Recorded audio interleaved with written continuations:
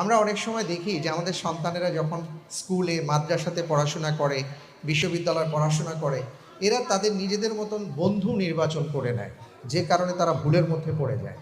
আমরা কেন আমাদের সন্তানদের জন্য আসল বন্ধু হতে পারি না? আমার সন্তান একটা ভুল করতেই পারে, একটা সিদ্ধান্ত নিতেই পারে, কিন্তু সে কেন আমাকে প্রথমে জানাতে পারে না? কেন তার মাকে বলতে পারে না যে মা আমি এই কাজটা করতে যাচ্ছি বা করতে চাই বা করে ফেলেছি? অথবা বাবাকে কেন সে বলতে পারে না?